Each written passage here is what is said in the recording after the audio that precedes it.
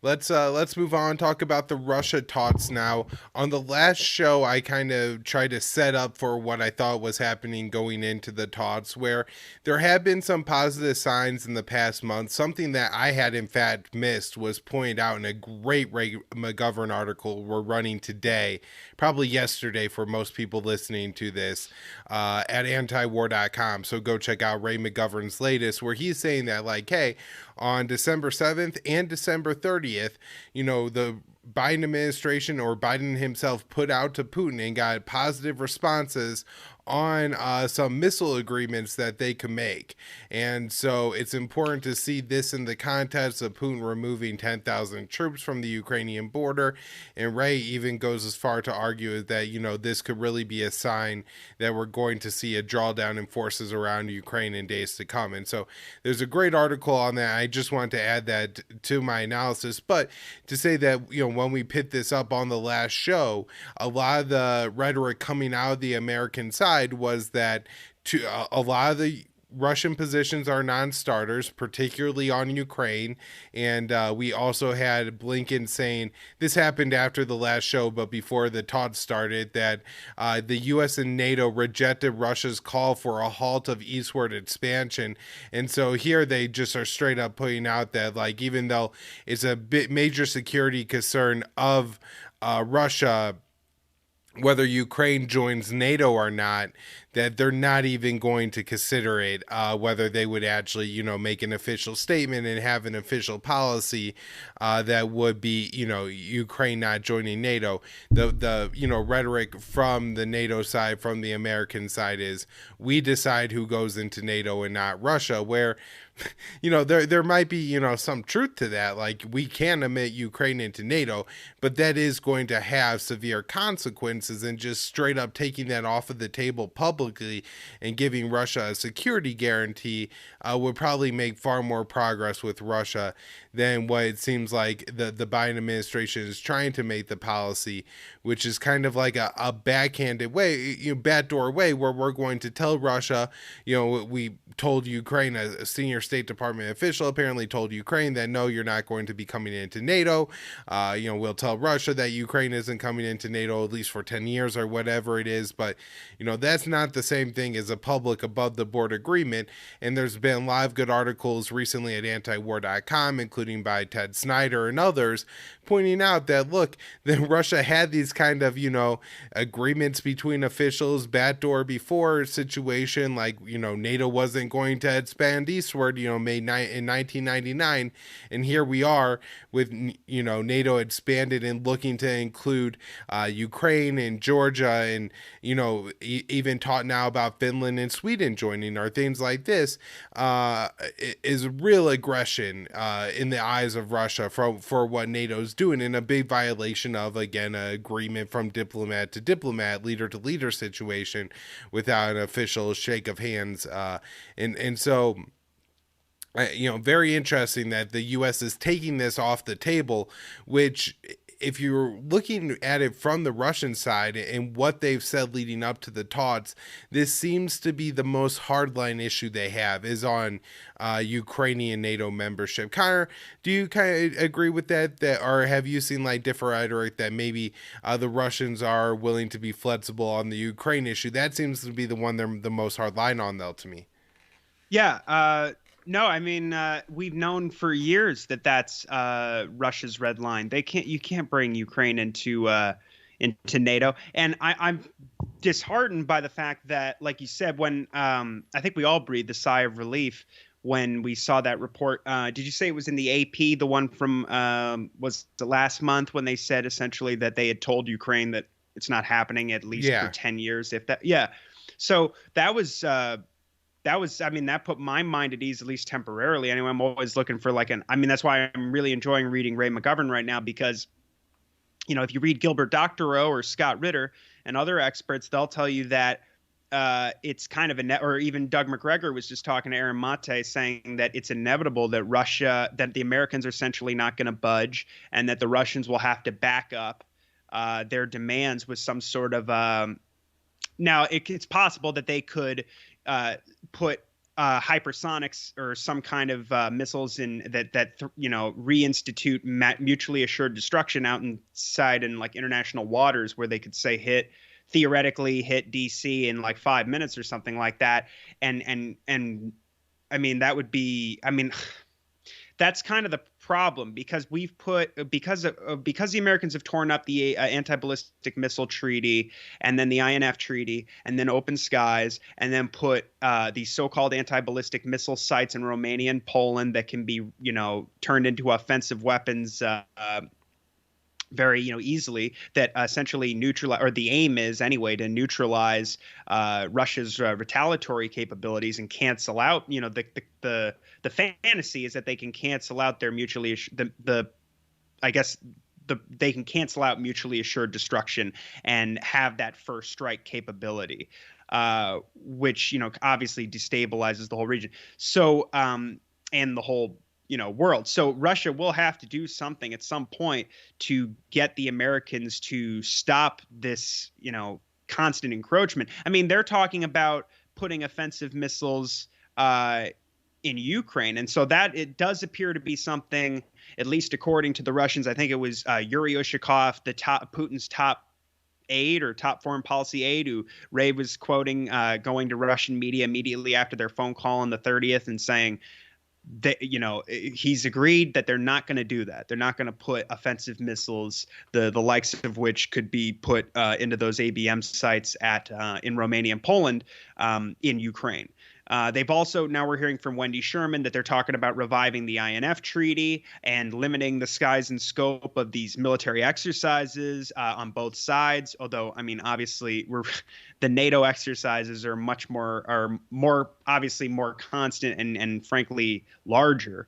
If you look at Pat McFarland has a terrific piece. Our friend, I think it's called "The Dangers of Great Power Competition with Russia and China," which outlines how this year, or last year, I should say, we're seeing the largest military exercises since the Cold War. Chief, the big umbrella drill that had a bunch of other ancillaries was Defender Europe 21. This is all in Eastern Europe, right on Russia's borders. You had German and American tanks, I think it was in Latvia, racing each other, near Russia's border. So it's crazy, the kind of stuff that they do. The constant flyovers in the Black Sea and sending warships, always a constant deployments of warships and warplanes into the Black Sea. So Russia has a lot of things that they want to be put onto the table. It's interesting that the Americans are making concessions that I frankly didn't expect. And then kind of, like you said, doing this about face on the Ukraine issue. I'm hoping that a lot of that is for domestic consumption. I hope that the Russian, I'm inclined to want to lean toward Ray's perspective, which is that this mainstream media spin about it being an impasse and that the Russians aren't getting anything of what they wanted are hopefully not true. And, it does sound like the way Ray describes it and the way it's been talked about by the Russians is that Putin and Biden are directly managing these talks and that they appointed the experts, the interlocutors themselves. So that's a good sign, because it seems like Biden and Putin are, when they talk with each other, are able to move much further along than if you had Blinken or Sullivan, God forbid, in charge of these talks. But then you see things like you said, or like we were talking before, Sullivan is talking with like Trump administration hawks on Russia and looking for advice from them on how to deal with Moscow. Ukraine, I'm sorry, I know I went off on a tangent, but Ukraine definitely is the red line. So I don't see how they can pull this stuff unless it's just rhetoric to say like, hey, any country has a right to join NATO if they want, when in reality they don't. And we know that because of what happened in Georgia in 2008.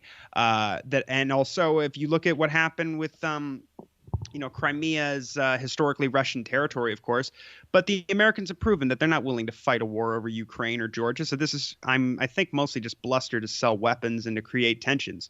And I think the Russians know that. So I'm hoping that, like the Iranians, the Russians know that they have the upper hand here in these talks. And I don't realistically see the Americans crossing the Ukraine red line. Yeah. So I guess, getting back to like where we were on the talks, I want to point out there were initial talks that happened at a dinner on January 9th. And the Russians refer to these talks as complex and business-like, which is rhetoric that they've been using around talks, including the 30th call with Biden and Putin. They called those business-like as well. But in the positive note, they said the Russian deputy foreign minister said, "I do not think we'll waste time in vain tomorrow." And so that was to me seeming to be a good sign. In the Reuters article, he said the Russian deputy foreign minister referred to the meeting as amazing, but the Reuters, I guess, author thought that it must have at least enough to mention it, that he was speaking ironically or sarcastically or something like that. Now, I want to get into the actual talks, Connor, and I want to break these down by the kind of the way it was covered through different media sources. And so this is Reuters. The piece is titled "U.S. and Russia Still Pulls Apart After Ukraine Talks." And this article really highlights that the Russian deputy foreign minister who met with U.S. Deputy Secretary of State Wendy Sherman said that, "Unfortunately, we have a great disparity in our principled approach to this," referring to Ukraine. "The U.S. and Russia in some ways have opposite views on what needs to be done." And again, that's talking about the Ukraine issue. And so that's really what the Reuters piece focused in on. And it's kind of interesting that, they just highlight this because there's a lot of other statements and a lot of others issue talking about. Here at Miami Herald, the article is titled "U.S.-Russia Talks on Ukraine End After 8 Hours Without Agreement." And so this title is just kind of unnecessary because nobody really thought they were going to come out with any kind of official agreement or anything like that, Connor. But at least it doesn't necessarily just say that, the both sides are far apart, we're at an impasse or anything like that, like a lot of the other articles did. This one highlights that the talks and kind of sums up the talks as being frank and forthright, which seems to be somewhat honest. It highlights Wendy Sherman saying we still have a long way to go, and that for Russia, the deputy foreign minister said that the Ukraine issue is one we can't back away from, and kind of confirming a little bit of what we and you were just talking about, Connor, how important that issue is and how key it is. This article, unlike the Reuters one, does mention that the U.S. was willing to talk about the placement of missiles, and particularly the INF Treaty, which is extremely important. And let's see, so that's this Miami Herald article. Next, we got one from Axios titled "Putin Pushes His Red Lines in Kazakhstan and Ukraine." This article tying the Kazakhstan and the Ukraine issue together, which I think is a thought of the U.S. foreign policy establishment, whether or not the U.S. actually is in any way behind what's happening in Kazakhstan, Connor. I think, and we see this in articles and like op-eds at the I think Washington Post is Josh Rogan writing that, hey, this is a really good opportunity. Putin can fight a two-front battle in Kazakhstan and in Ukraine, and so we could put pressure on Russia in Kazakhstan, and then they'll require them to have to, give more on the Ukraine issue. And so, this article ties the two together, but specifically on the talks, it said that Russia had mentioned a military technical solution to Ukraine if talks failed. Now, they didn't put a lot of other context around this statement or anything like that. So very interesting. Also said playing with fire on the Ukraine issue. And so here we have the first three articles, Connor, I highlight here, and these are representative of a lot of the mainstream media. I couldn't do this with every single, organization that wrote up a piece here, but I did want to bring up these few to point out that they are absolutely, if you just read it, most people are just going to read the headlines, but even if you read the articles, you come away very skeptical that anything good happened or positive happened at the talks at all. Now we'll get to the New York Times, which says Russia plays down threat to Ukraine after meetings with US. And so this article gives you almost the exact opposite view on how Russia is feeling about the Ukraine issue, because through this article they highlight Russia saying that, look, we're not going to invade Ukraine. We don't think what they say, we're not there is no reason to fear some kind of escalatory scenario. And so they're and also saying the talks were professional, long, difficult, deep, concrete, without attempts to gloss over some sharp edges. And so I think this kind of matches something that Wendy Sherman said, which is again pointed out in this New York Times article, which is that the real purpose of these means, excuse me, this is let's move on. I think the best write-up, actually, Connor, wasn't the New York Times, but was actually this one from War is Boring, which tends to be hawkish, but this titled, U.S. offers Russia changes to its troop deployments to defuse Ukraine crisis. And while I'm not sure that the U.S. offer on, war games and things like that, missile deployments, as Ray was talking about, is actually enough to diffuse the Ukraine situation, this does highlight that was, kind of the proposal that the U.S. was putting forward. And so these weren't dead-end talks where the U.S. came with absolutely nothing. Now, Wendy Sherman pointed out that this wasn't meant to be a negotiation, but rather an opportunity for both sides to sit down and make their positions clear to the other side. Now, I don't know, Connor, I don't think me or you would really have to talk to the Russian deputy foreign minister for 8 hours to understand the Ukrainian position or the Russian position on Ukraine. But if that's what it took to get through the Biden administration's heads, then, maybe that's what it will take. So just whenever whenever there's a major story like this, how it's covered in different areas of them in the news section, we're not talking about the op-ed writers or the editorial boards for these different papers and having, different conservative or liberal biases. This is, just the information. And to point out, as Ray does, and the real thesis of his article is that the media is completely ignoring any positive developments and simply focusing on the negative ones. One that I wanted to bring up that I don't think Ray mentions in his article, but pre and post December 25th, with Russia moving 10,000 troops away from the border, they continue to just say there's around 100,000 Russian troops near the Ukrainian border. Now, I guess 90,000 is around 100,000, right? And so it's not like I could technically be like, oh, this is a major violation of the English language or anything like that. But it's very distinct that if you're a reader of like the Washington Post or the New York Times or Reuters or the AP, and you don't look at antiwar.com, you're just going to continue to read, oh, there's 100,000 troops there, there's 100,000 troops there, but there's actually 10,000 troops less. And that's extremely important that, the U.S. is claiming that Russia is in the middle of a massive military buildup when actually their most recent troop movements were to move troops away from the border. And that just doesn't come through in any of these articles. And wanted to highlight that.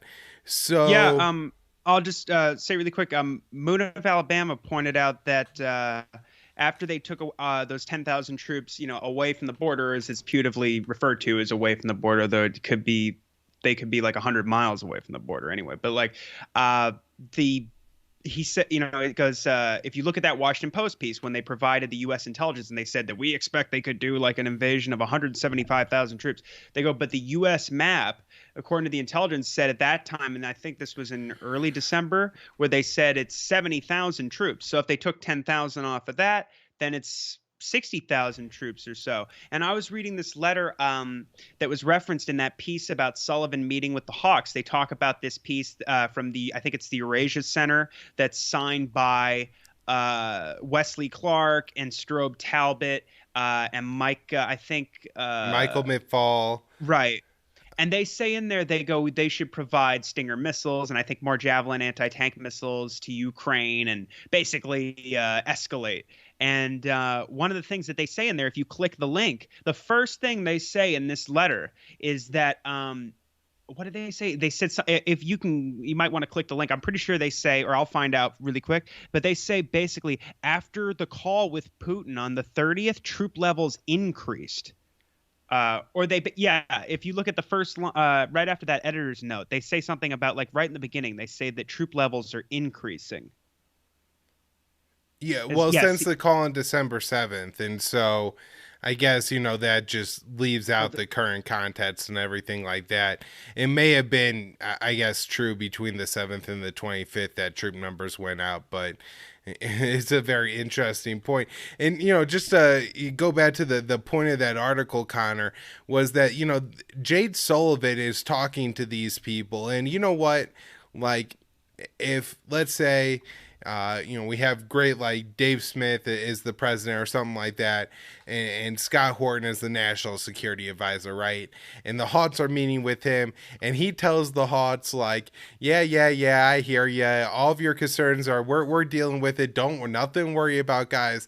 And then immediately leaves the room and goes, just wait until these losers find out what we're actually planning. That would be one thing. But when these people say, we talked to Jade Sullivan and we feel pretty confident, Jade Sullivan is their friend, right? That's the reason he's meeting with them. It isn't because, he's the NSA and they're former high-ranking officials. There's a lot of high-ranking officials out there. Not all of them gets meetings with the National Security Advisor. They get it with Jade Sullivan because they're looking to move him, and the fact that they feel comfortable with Jade Sullivan's position is concerning to me because these people are absolutely lunatics when it comes to Russia. Now, another Russian lunatic a lunatic on Russia is Ted Cruz, who's been holding up all kinds of ambassadorship nominations. And look, there's plenty of reasons to complain about who the Biden administration is appointing in all these places. They, I think, put like this person, Meg Whitman, in Kenya, who's more of a businesswoman than an actual, like, diplomat. And, this is a Horn of Africa country that's kind of important to probably have, like, a real ass diplomat there. But, Ted Cruz is just holding them up because he didn't get his way on the NDAA that already passed, where he wanted to vote on the Nord Stream 2 pipeline there. So eventually he cuts a deal with Democratic leadership where he's going to let them, have the votes on the ambassadors, and in exchange, he's going to get a vote on possibly sanctioning the Nord Stream 2 pipeline, which is absolutely crazy. It's a pipeline between Russia and Germany, and the Germans don't want to sanction it. And so if that's the case, then the U.S. obviously shouldn't want to sanction our NATO treaty ally over the Nord Stream 2 pipeline. But that's what Ted Cruz wants to do. Now, Rand Paul doesn't directly call out Ted Cruz in this article, but he does make the point that this really isn't about security, Connor, and likely the real purpose here is that there are people in the Congress that are there because they represent states with huge amounts of, natural gas and all these other things. And this is just mercantilism, right? The reason that they want to prevent, trade between Germany and Russia through the Nord Stream 2 pipeline is because American natural gas manufacturers will make more money if that pipeline doesn't exist. Rand also points out, makes good arguments against sanctions here, but him taking a shot at Ted Cruz I think is very important. Before we wrap up the discussion here on Russia, Connor, I did want to talk about Kazakhstan briefly. I went into, and I think I did a pretty thorough breakdown breakdown on the last show, so we don't have to get into a ton of detail here. But I just wanted to mention that the Kazakhstan leader is now saying that the Russian-led security troops, these are from the Collective Security Treaty Organization. It's not like some people will call it Russian NATO. I don't think it's really Russian NATO. It's a Russian security agreement. I don't think it's quite as strong or anything like that. But, when there was what is being described by the Kazakhstan leadership as a coup attempt in the country, they did get a deployment of 2,000 troops from Russia and other CSTO countries. And so they now say that those protests have been quelled and they're leaving.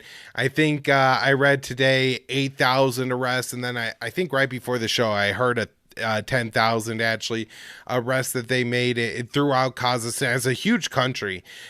For people who maybe don't know exactly where it is, if you just the map in your head, there's like these two big countries that exist between Russia and China. One's Mongolia, the other one is Kazakhstan. And so this is a huge country, right? And it's landlocked. It has nothing at all. It seems to be even maybe more than Afghanistan, the furthest place on earth from the United States, but yet the U.S. is complaining about Russian troops deploying there and everything like that. And while we could go into and get into like Antony Blinken's hypocrisy on this, Connor, I guess we'll have to leave that for another show.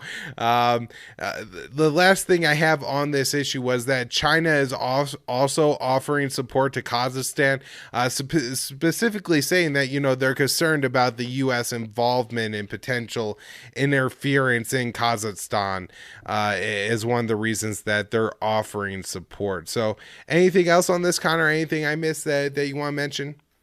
No, not at the moment, except that this is there's a great piece by I think his name is pronounced Anatol Lievin over at Responsible Statecraft that you ran at antiwar.com today, where he talks about how the Kazakhstan, like you said, it's huge. It's 3 times the size of Texas, but it shares more than 1,000-mile border with Xinjiang province. And of course, it plays a huge role in the Belt and Road Initiative. I think Dan McAdams was recently on Scott Horton's show talking about how actually the Belt and Road Initiative was announced at a major university named after more or less the supreme ruler of Kazakhstan.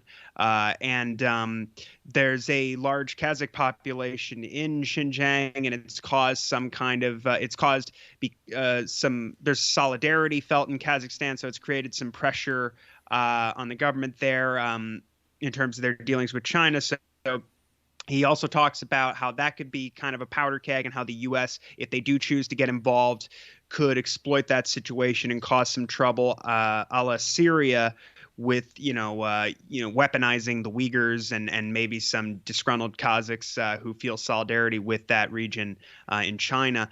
Now that's one reason why China would want to get involved and make sure. They ordinarily don't do stuff like that, but like you said, they're offering like joint security cooperation to prevent stuff like that happening. And then also he talks about there's some major concerns about violence erupting against the Russian minority that live in the north of the country, which there's some bubbling ethnic tensions that have mostly been alleviated in the time since Kazakhstan has been independent.